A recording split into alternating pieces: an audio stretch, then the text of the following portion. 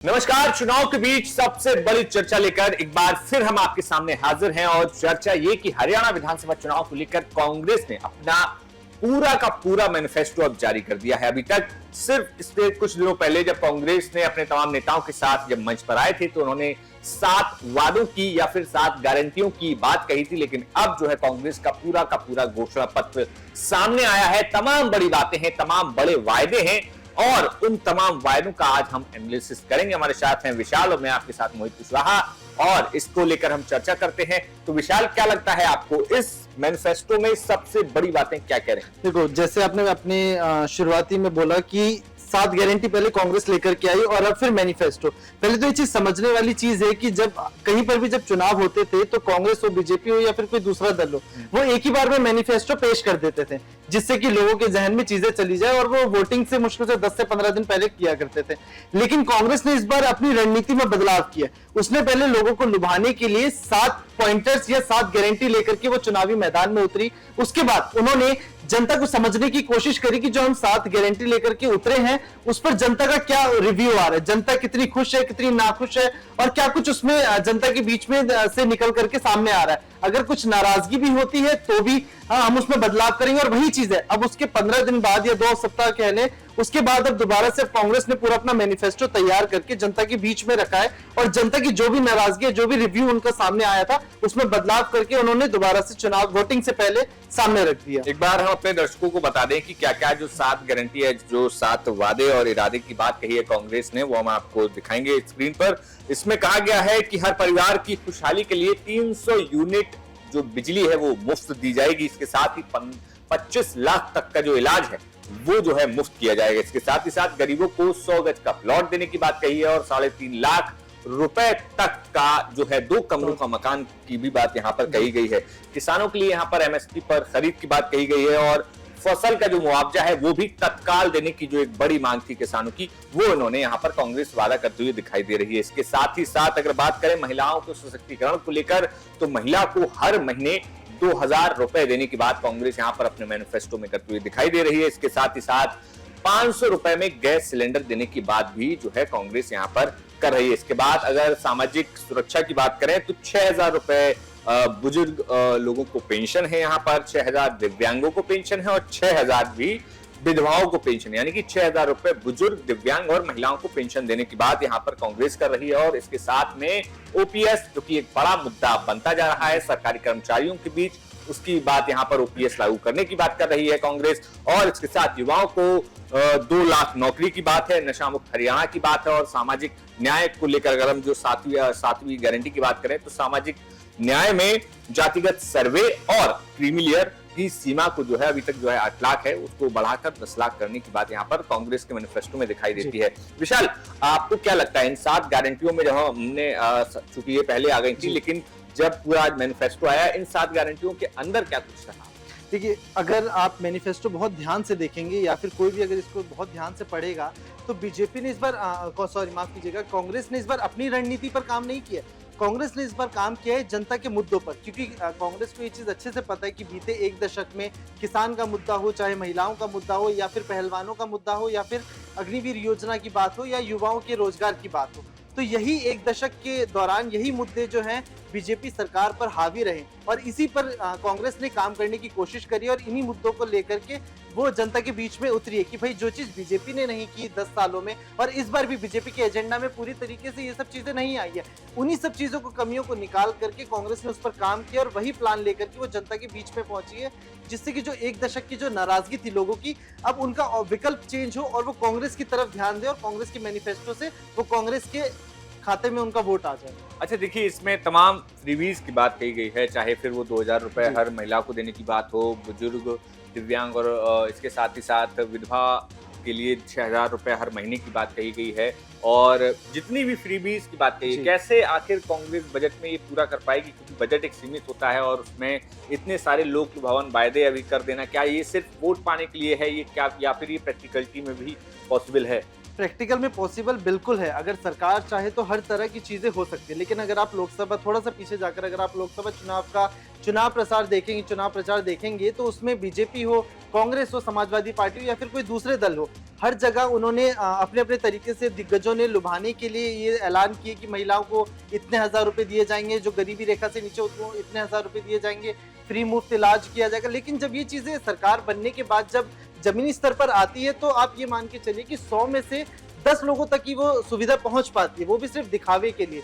लेकिन मुद्दा ये है कि जनता का ये है कि अगर आप किसी योजना के बारे में जिक्र कर रहे हैं अपनी घोषणा पत्र में, तो आपका काम ये है, जिस जनता ने आपको वोट दिया है, आप घोषणा पत्र के साथ ही आप जैसे आपकी सरकार बनती है, आप सबसे पहले अपने घोषणा पत्र पे काम कीजिए। आपको जितने सर्वे कराने आप कराइए, चाहे वो जातिगत हो, चाहे वो सैलरी को लेकर के बात हो या फिर आर्थिक प्रदेश को लेकर के बात हो, तो आपको उन सब चीजों पर सर्वे करा करके जो आपने अपने घोषणा पत्र में लिखा है उन सबको जनता तक पहुंचाने की आपको पूरी कोशिश करनी चाहिए। ये नहीं कि सिर्फ आप वोट खींचने के लिए उनको शुरुआत में एक लुभावने वादे कर दें, लेकिन उसके बाद जब जनता वोट डाल देती है किसी उम्मीद में, उसके बाद फिर आप उस पर कोई काम नहीं करते। जैसे कि अगर मैं बात करूं 2019 के चुनावों की, तो बहुत बीजेपी जब उस टाइम चुनाव प्रचार में थी, क्योंकि बीजेपी की सरकार चल रही थी 2014 से, उन्होंने लगातार वादे करे कि हम इतने लाख रोजगार दे देंगे, हम महिलाओं को सुरक्षा देंगे और किसानों को हम लोग गारंटी देंगे उनकी फसलों की कीमत का।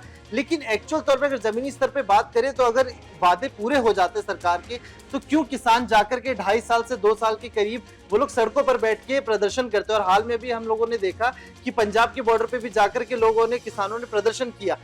रोजगार की मैं बात करता हूँ, अग्निवीर योजना सबसे ज्यादा हरियाणा में उठाई जा रही। क्यों? क्योंकि अग्निवीर योजना के लिए हरियाणा से बहुत से युवा पहुंचे थे जिन्होंने टेस्ट दिया, फिजिकल निकाला।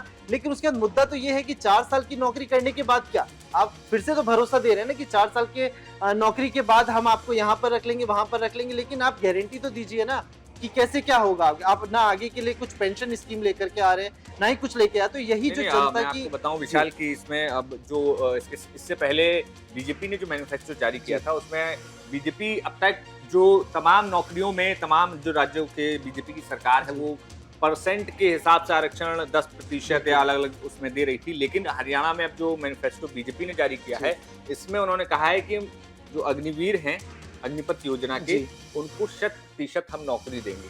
तो अब वो सारे अग्निवीर जो लौट कर वापस आएंगे उनको और नौकरी की बात कर रही है। लेकिन मुद्दा सिर्फ यही है ना कि आप फिर से एक और वादा कर रहे हैं, सिर्फ किस लिए? आपको ये चुनाव के समय में ही क्यों याद आता है? अगर मैं बात करूं विकास की हरियाणा में, आप बता दीजिए कि हरियाणा में अगर किसी आप जनता से जाके पूछेंगे कि पिछले 10 सालों में आपके यहाँ पर कितनी यूनिवर्सिटी, कितने स्कूल कॉलेज बने, तो शायद उनका जवाब हाँ में या ना में हो सकता है। लेकिन चुनाव के वक्त ही जितने भी राजनीतिक दल होते हैं, इनकी कोशिश ये रहती है कि आप मैनिफेस्टो अच्छे से तैयार करें और जो भी उनके मुद्दे होते हैं वो बस जनता को लुभाने के लिए होते हैं, जिससे कि वो अपने मुद्दों को भुना करके दूसरे विरोधी को मात दे सके और वोट अपनी तरफ खींच सके। तो बिल्कुल ये तमाम चर्चाएं हैं, लेकिन एक खास चीज जो कि इस पूरे मैनिफेस्टो में दिखाई देती है वो है हरियाणा ब्राह्मण कल्याण आयोग। सामाजिक न्याय की बात तमाम मुद्दों पर कांग्रेस पार्टी, राहुल गांधी, जातिगत जनगणना, इन तमाम मुद्दों पर चल रहे हैं। लेकिन इस पूरे मैनिफेस्टो में एक पन्ने पर एक लाइन लिखी हुई है, वहां पर हरियाणा में ब्राह्मण कल्याण आयोग की बात कही है। और इसके साथ ही साथ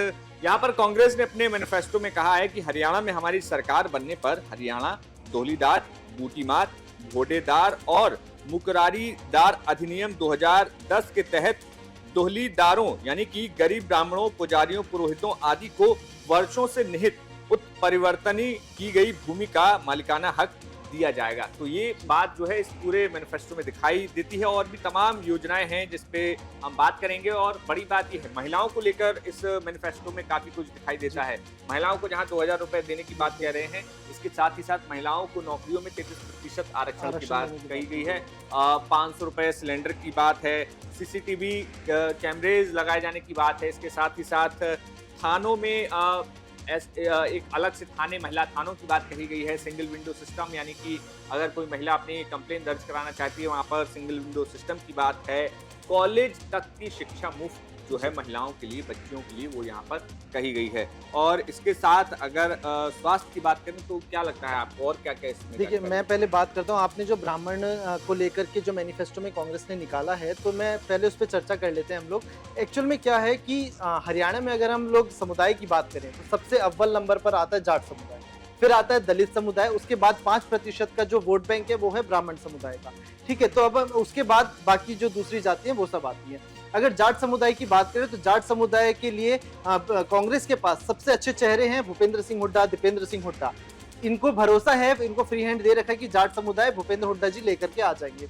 शैलजा जो दलित समुदाय से आती है, दलित समुदाय को साधने के लिए कांग्रेस के पास शैलजा और रणदीप हुड्डा का माफ कीजिएगा, रणदीप सुरजेवाला जी का चेहरा है, जिसकी वजह से दलित समुदाय जो है अपने पास खींच लेंगे। उसके बाद जो तीसरा अगर मैं बात करूं, ब्राह्मण समुदाय 5% के करीब है, तो अब ब्राह्मण समुदाय को खींचने के लिए 5% बहुत ज्यादा आबादी मानी जाती है प्रदेश में।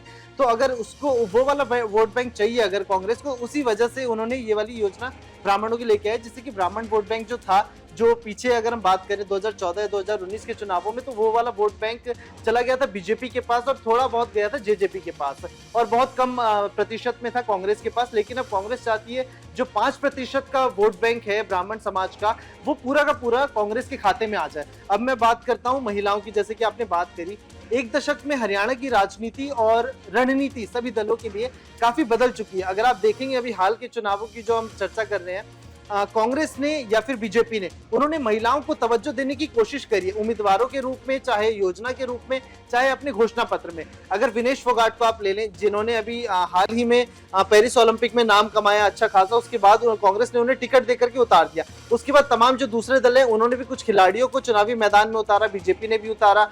तो यही वजह है कि महिलाओं को साधने के लिए, जो कि महिला माना जाता था हरियाणा में घर से निकल करके वोट नहीं करती थी, ठीक है, माना ये जाता था कि हरियाणा की महिलाएं बहुत कम संख्या में निकल करके वोट करने जाती थी। महिला का मुद्दा हरियाणा में तब से है जब से हरियाणा अपने चुनावी अस्तित्व में आया है, और तब से ही माना जाता है कि हरियाणा में महिलाओं को लेकर, महिलाओं की सुरक्षा को लेकर के एक बड़ा सवाल हमेशा से रहा है कि महिला वहां पर खुद को सुरक्षित महसूस नहीं करती अगर रात में भी निकलती है। तो यही वजह है कि महिलाओं को तवज्जो देने के साथ एक उम्मीदवार भी उतारा, उसके बाद मैनिफेस्टो में महिला का मुद्दा डाला कि 2000 रुपए हम आपके हर महीने आपके खाते में डालेंगे। तो ये सब चीजें हैं कि वोट खींचने के लिए, जिससे कि महिलाओं का जो वोट बैंक है वो भी अपने पास खाते में आ जाए। और ब्राह्मण वाली जो योजना है, कांग्रेस ने बहुत सोच समझ करके, उनके जो रणनीतिकार है उन्होंने बहुत सोच समझ करके मैनिफेस्टो तैयार किया है। और उसके बाद आता है गरीबी की, जो आपने बात करी, तो गरीबी हरियाणा में काफी ज्यादा है। यही बात है कि जो रोजगार का मुद्दा है हरियाणा में अक्सर उठता रहता है, युवा परेशान है वाकई में, क्योंकि वहां पर अगर हम इंडस्ट्रीज की बात करें तो इंडस्ट्रीज बिल्कुल ना के बराबर है। बहुत कम जिले ऐसे हैं जहां पर इंडस्ट्रीज हैं और फैक्ट्रियां हैं, तो इसलिए जो युवा है वो पढ़ लिख करके कहाँ जाए। यही वजह है कि उनको दिल्ली आना पड़ता है या फिर दूसरे शहरों में जाकर उन्हें रोजगार ढूंढना पड़ता है। अच्छा, ये जो हम अपने दर्शकों को बता रहे हैं, इन तमाम योजनाओं के साथ खासतौर पर कृषि को लेकर भी कांग्रेस पार्टी ने अपने मैनिफेस्टो में तमाम बड़ी बातें कही हैं। उन्होंने कहा है कि इसमें जो पशुपालन के तौर पर भी कई बड़े वादे किए हैं, सिंचाई को लेकर तमाम नहरों के दावे किए हैं। उन्होंने कहा है कि नहरों में पानी बढ़ाया जाएगा। इसके साथ ही साथ SYL की जो नहर की का मुद्दा था, उसको लेकर भी कांग्रेस ने घोषणा पत्र में कहा है कि इस मुद्दे को इस मुद्दे को सुप्रीम कोर्ट में मजबूती के साथ कांग्रेस पार्टी रखेगी। इसके साथ आपको बता दें कि पानी की गुणवत्ता को लेकर भी कांग्रेस पार्टी ने अपने इस मैनिफेस्टो में कई अहम बातें कही हैं। इसके बाद सबसे बड़ी बात जो हम लोग अभी चर्चा कर रहे थे नौकरी की, बड़ी बात यह है कि इसमें नौकरियों को लेकर, संविदा कर्मियों को लेकर कांग्रेस का कहना है कि संविदा कर्मियों को स्थायी किया जाएगा और उनको कहीं ना कहीं एक संबद्ध किया जाएगा उन्हें किसी तरीके से। और जो ठेके पर जो प्रणाली चल रही है उसमें भी जो काम कर रहे लोगों को कहीं ना कहीं उनको जगह दी जाएगी। इसके साथ ही साथ आपको बता दें कि यहाँ पर बैकलॉग और जो सामाजिक न्याय की जिस तरीके से कांग्रेस बात कर रही है, उसमें खासतौर पर भर्तियों में आरक्षण का मुद्दा, उसको पूरा किया जाएगा। और जितनी भी बैकलॉग हैं, यानी कि जो भर्तियां खाली हैं, रिक्त भर्तियां हैं और जो खाली पद पड़े हुए हैं जो कि रिजर्व सीट्स के हैं, उनको जल्दी से जल्दी भरने की बात यहाँ पर कांग्रेस कर रही है। इसके साथ ही साथ कानून व्यवस्था की बात यहाँ पर कर रही है। और इसके साथ यहाँ पर नूह मेवात और इन तमाम अल्पसंख्यकों का जब मामला आता है तो नूह मेवात में एक यूनिवर्सिटी, जो कि स्टेट यूनिवर्सिटी की बात यहाँ पर कांग्रेस ने की है। और तमाम जो अल्पसंख्यक वर्ग हैं उनके लिए एक अलग आयोग बनाने की बात कही है। और 2 दर्जन से ज़्यादा आयोग की बात यहाँ पर कांग्रेस पार्टी अपने इस घोषणा पत्र में कर रही है। तो आपको ये तमाम जानकारी हम दे रहे हैं और इस घोषणा पत्र पर आपका क्या कुछ कहना है? आपको बता दें कि 5 अक्टूबर को हरियाणा में विधानसभा चुनाव होने हैं और 8 अक्टूबर को इसके नतीजे आएंगे। तो क्या कुछ आपके हिसाब से कितना ये जो घोषणा पत्र है लोगों को प्रभावी लगता है? क्या आपको लगता है कि ये घोषणा पत्र वाकई लोगों की हित को देखते हुए बनाया गया है? क्या कुछ इसमें कमियां आपको लगती हैं और क्या कुछ अच्छी बातें हैं जो कि कांग्रेस पार्टी आने वाले समय में अगर सत्ता में आती है तो वो पूरा करेगी? और बड़ी बात यह है कि इन तमाम वादों को क्या कांग्रेस पार्टी पूरा करेगी या फिर ये सिर्फ चुनावी वादे हैं, ये आने वाला समय बताएगा। लेकिन फिलहाल जो है चुनाव में कुछ ही वक्त बचा है और ऐसे में तमाम जो नेता हैं लगातार दौड़ लगा रहे हैं और 5 तारीख तक का जो वक्त है किसी तरीके से अपनी किस्मत को जो है दांव पे लगाकर अब लोगों को प्रभावित कर रहे हैं कि उनको वोट दें। तो ऐसे में देखना होगा कि कांग्रेस का ये घोषणा पत्र कितना कुछ प्रभावी प्रभाव डालता है। फिलहाल आपका इस खबर पर क्या कुछ कहना है, हमें कमेंट बॉक्स में जरूर बताइए। हमारे साथ थे विशाल, मैं आपके साथ मुकुल कुशवाहा। तब तक देखते रहिए न्यूज नेशन। शुक्रिया।